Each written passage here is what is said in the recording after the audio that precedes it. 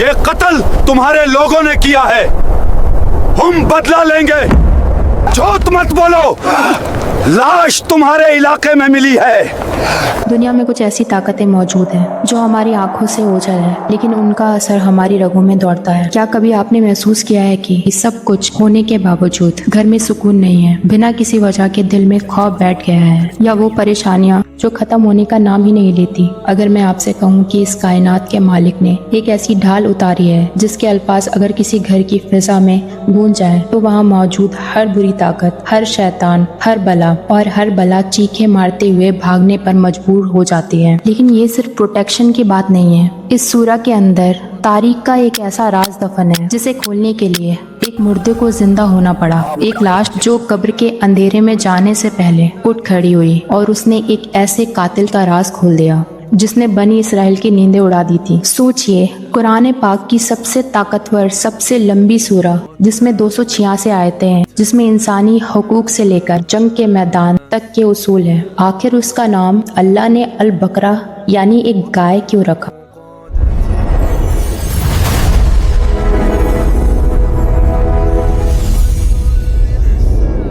کیا ایک معمولی جانور کا نام ہم قرآن کے سب سے اونچے مقام پر رکھنا ہمیں کوئی گہرا اشارہ دے رہا ہے؟ آج فیس ٹاک 26 پر ہم اس راز کی گہرائی میں اتریں گے اور جانیں گے کیسے یہ سورہ آج آپ کی زندگی کی ہر مشکل کا حل بن سکتی ہے۔ بات اس دور کی ہے جب مسلمان مکہ کے سخت ترین حالت سے نکل کر مدینہ آ گئے تھے۔ مکہ کا دور ایمان کو بچانے کا تھا، لیکن مدینہ کا دور ایک قوم بنانے کا تھا۔ یہاں مسلمان اب صرف جماعت نہیں تھے بلکہ ایک ریاست بن رہے تھے۔ اب سوال صرف عبادت کا نہیں تھا، سوال یہ تھا کہ ایک سوسائٹی کیسے چلائی جائے۔ اسی لیے اللہ نے آسمان سے اس سورہ کو اتارنا شروع کیا جو مسلمانوں کے لیے زندگی گزارنے کا پورا طریقہ بننے والی تھی۔ اس سورہ کی شان کا اندازہ آپ اس بات سے لگائیں کہ پروفٹ محمد صلی اللہ علیہ وسلم نے اسے قرآن کی چوٹی کہا ہے، یعنی یہ قرآن کا سب سے اونچا اور عظیم حصہ ہے۔ لیکن اس نئی بستی میں صرف مومن نہیں تھے، یہاں کچھ ایسے لوگ بھی بستے تھے جو ظاہر میں مسلمان تھے لیکن آستین کے سانپ ہپوکریٹس بن کر اندر ہی اندر اسلام کی جڑیں کاٹ رہے تھے۔ انہی حالت کے درمیان اللہ نے بنی اسرائیل کے اس واقعے کو بیان کیا جہاں ان کی فطرت کا اصلی چہرہ بے نقاب ہوا۔ حیرانی کی بات یہ ہے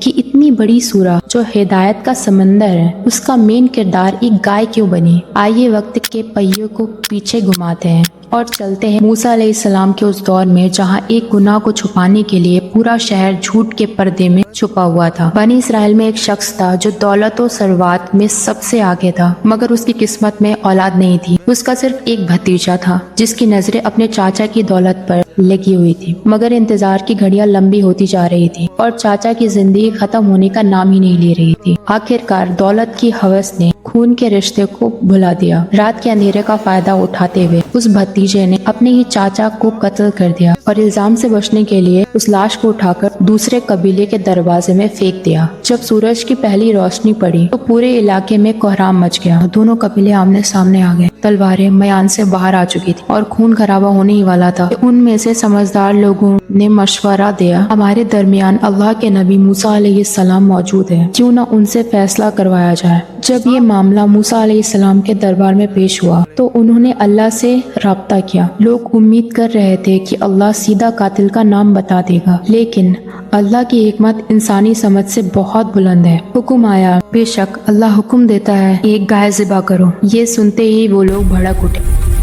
موسیٰ، ہم قاتل کا نام پوچھ رہے ہیں اور تم جانور کی بات کر رہے ہو۔ انہیں لگا کہ موسیٰ علیہ السلام ان کے جذبات کے ساتھ کھیل رہے ہیں۔ انہوں نے کہا، کیا آپ ہم سے مذاق کرتے ہیں؟ ہم یہاں قتل کا سراغ لگانے آئے ہیں اور آپ جانور ذبح کرنے کی بات کر رہے ہیں۔ یہاں ایک گہرا پوائنٹ سمجھنا ضروری ہے، آخر گائے ہی کیوں؟ دراصل مصر میں رہتے ہوئے ان لوگوں کے دلوں میں گائے کی محبت اور عزت بڑھ گئی تھی۔ موسیٰ علیہ السلام جب طور پہاڑ پر گئے تھے تبھی ان لوگوں نے پیچھے سے بچڑے کی پوجا شروع کر دی تھی۔ اللہ اس شرک کی گندگی کو دلوں سے نکالنا چاہتا تھا اور اللہ ثابت کرنا چاہتا تھا کہ وہ جانور جنہیں تم بھگوان مانتے ہو وہ تمہاری مدد تو کیا اپنی جان بھی نہیں بچا سکتا۔ اگر وہ فوراً کسی بھی عام گائے کو ذبح کر دیتے تو حکم پورا ہو جاتا، لیکن ان کی فطرت میں سوال کرنا تھا، گائے کیسی ہو، رنگ کیسا ہو، عمر کیا ہو، जितने सवाल वो करते गए अल्लाह का घेरा उतना ही तंग होता गया। आखिरकार हुक्म मिला कि वो गाय गहरी पीली होनी चाहिए, ऐसी चमकदार कि देखने वालों का दिल खुश हो जाए, और वो ऐसी हो जिसने आज तक खेत में हल ना चलाया हो। इतनी निशानियां मिलने के बाद पूरे शहर में सिर्फ एक ही ऐसी गाय मिली जो एक यतीम और नेक लड़के की थी। मजबूरन उन्हें वो गाय मुंह मांगी कीमत, यहाँ तक कि उसके वजन के बराबर सोना देकर खरीदनी पड़ी। जब गाय ज़िबा हो गई तो मूसा अलैहिस्सलाम ने हुक्म दिया, इस गाय का एक गोश्त का टुकड़ा उस लाश के जिस्म पर मारो। जैसे ही वो टुकड़ा मुर्दा जिस्म से टकराया, कुदरत का करिश्मा जाहिर हुआ। मौत की वादियों में जा चुका वो शख्स अचानक उठकर बैठ गया। ये मंजर देखकर लोगों के पैरों तले जमीन निकल गई। अल्लाह ने उन्हें दुनिया में ही मौत के बाद का मंजर दिखा दिया। उस जिंदा शख्स ने मजमे में खड़े अपने भतीजे की तरफ उंगली उठाई और कहा, हाँ वो खड़ा है, उसने मुझे कत्ल किया, वो मेरा भतीजा है, उसने मुझे मारा है। और वो दोबारा मौत की नींद सो गया। राज खुल चुका था, लेकिन इस वाक़ये का सबक ये हमें सिखाता है कि जब अल्लाह को हुक्म आ जाए तो वहाँ अपना दिमाग मत लगाओ, बल्कि खामोशी से अमल करो, क्योंकि हमारी समझ वहाँ खत्म होती है जहाँ से अल्लाह की हिकमत शुरू होती है। इसी पुरअसरार सूरा के बिल्कुल दरमियान में अल्लाह ने इंसानियत को एक ऐसा तोहफा दिया जो कायनात की सबसे बड़ी ताकत अपने अंदर छुपाए हुए है। मैं बात कर रही हूँ आयत नंबर 255 की, आयतल कुर्सी। कुरान की सबसे अजीम आयत आयतल कुर्सी है। इस आयत की शान ये है कि इसमें अल्लाह का सबसे बड़ा नाम छुपा है। गौर कीजिए इन अल्फाज पर, अल्लाहु ला इलाहा इल्लाहु हय्युल कय्यूम, वो हमेशा जिंदा रहने वाला है और सबको थामने वाला है। दुनिया का सबसे ताकतवर बादशाह भी थक जाता है, उसे नींद आती है, उसकी हिफाजत भी कमजोर पड़ जाती है, लेकिन वो जात ऐसी है, ला ताखुज़ू सिनातुन वला नौम, उसे ना ऊँग आती है ना नींद। अगर वो एक पल के लिए अपनी तवज्जो हटा ले तो ये सूरज, ये चांद, ये जमीन सब आपस में टकरा कर फना हो जाए। सहाबा इकराम अक्सर पूछा करते थे, कुर्सी क्या है? इसे समझने के लिए एक हदीस का मफहूम सुनिए। सातों आसमान और जमीन अल्लाह की कुर्सी के मुकाबले में ऐसे हैं जैसे एक बड़े से रेगिस्तान में लोहे का एक छोटा सा छल्ला फेंक दिया गया हो। सुबहान अल्लाह। सोचिए, जब आप रात के अंधेरे में आयतल कुर्सी पढ़ते हैं तो आप इस लामहदूद ताकत को अपनी हिफाजत के लिए पुकारते हैं। इसलिए हदीस में आता है कि जो शख्स बिस्तर पर इस आयत को पढ़ ले, अल्लाह की तरफ से एक फरिश्ता सारी रात उसकी हिफाजत पर मामूर कर दिया जाता है और शैतान सुबह तक उसके करीब भटक भी नहीं सकता। लेकिन बात यहाँ खत्म नहीं होती। सूरह अल बकरा हमें सिर्फ रूहानी परेशानियों से नहीं बचाती, बल्कि ये हमें आज के दौर की सबसे बड़ी बीमारियों का जवाब भी देती है। इसी सूरह में अल्लाह ने बाबुल के दो फरिश्ते हारूत और मारूत का जिक्र किया है। लोग उनसे ऐसा इल्म सीखते थे जिससे शौहर और बीवी के दरमियान नफरत पैदा हो जाए। आज के दौर में देखें, शैतान का सबसे पसंदीदा मिशन क्या है? घरों को तोड़ना, रिश्तों में शक पैदा करना। आज हमारी सोसाइटी में लोग सूरह बकरा को छोड़कर जादूगरों और बेबीलोन के चक्कर काट रहे हैं। हालांकि अल्लाह ने साफ कर दिया कि कोई भी ताकत उसकी मर्जी के बगैर नुकसान नहीं पहुंचा सकती। और फिर अल्लाह ने एक ऐसी चीज के खिलाफ जंग का ऐलान किया है जो आज हमारे घरों की बरकत खत्म कर रही है, वो है रिबा, सूद, इंटरेस्ट। वर्स 279 में अल्लाह फरमाता है, अगर तुम सूद नहीं छोड़ोगे तो अल्लाह और उसके रसूल की तरफ से जंग के लिए तैयार हो जाओ। जरा सोचिए, जिस शख्स से खुद कायनात का मालिक जंग करे वो दुनिया में सुकून कैसे पा सकता है? क्या आज हमारे डिप्रेशन, बेरोजगारी, बेबरकती की वजह ये तो नहीं कि हमने अनजाने में अल्लाह से जंग छेड़ रखी है? सूरह बकरा हमें बेहतरीन पैसे कमाने का सही तरीका सिखाती है कि दौलत सूद से नहीं सदके से बढ़ती है।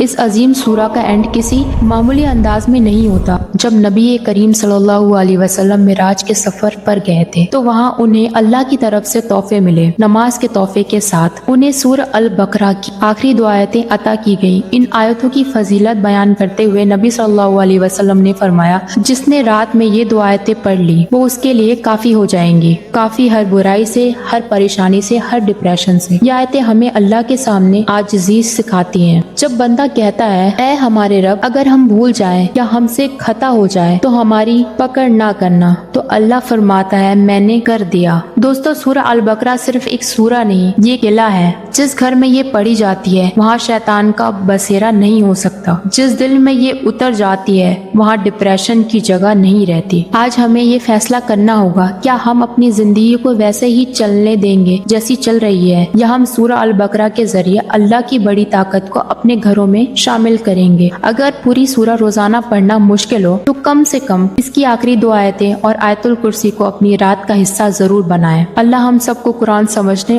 और उस पर अमल करने की तौफीक अता फरमाए, आमीन। कमेंट में आमीन जरूर लिखिएगा। अगर आप चाहते हैं कि मैं कुरान की किसी और सूरा के छुपे हुए राज आप तक लाऊं तो कमेंट सेक्शन में जरूर बताएं। फिर टॉक 26 के सफर में साथ में आने के लिए चैनल को सब्सक्राइब करें। अस्सलामु अलैकुम व रहमतुल्लाहि व बरकातहू। कल मिलेंगे एक नए सूरा से। If you want to grow do follow for the next सूरा।